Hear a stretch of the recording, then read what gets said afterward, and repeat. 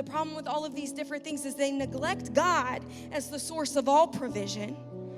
They reject his authority, and they give the illusion of power by mimicking the one who holds all power. Because we are spiritual beings, we seek spiritual things. We seek the supernatural. It's part of how we were designed. And demons are a part of supernatural creation. And so they do hold some power, but they mimic the one who holds all power. Let me give you an example.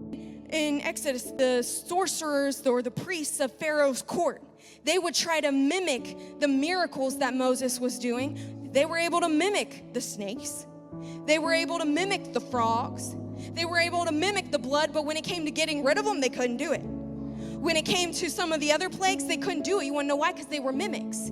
In 2 Timothy chapter 3, it calls them priests or men who are of depraved minds and counterfeit faith. They are fakers.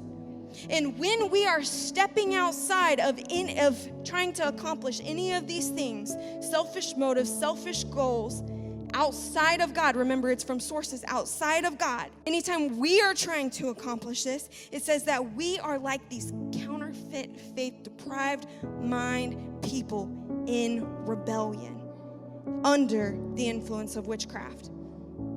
It's rebellion against God's authority when we seek solutions based off our selfish motivations or our desired outcomes, just like Saul. Saul didn't listen to God.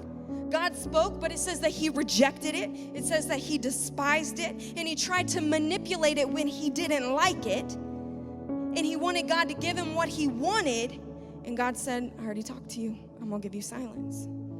Saul sought the Lord with no intention of changing, and it's crazy. I found this in 1 Chronicles chapter 10, verse 13 through 14. It says Saul went to great lengths, right? In 1 Samuel 28, Saul went to great lengths to hear from God. It showed us all these ways that he tried to hear from God, but he didn't actually want God.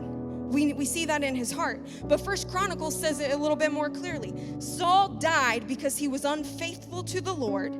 He did not keep the word of the Lord, and even consulted a medium for guidance, and did not inquire of the Lord. So the Lord put him to death and turned the kingdom over to David.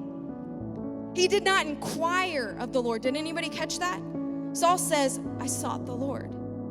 But Chronicles says he didn't even inquire of the Lord. He didn't come to me. He didn't seek me. So according to God, no, you said you did, but you never came looking for my answer.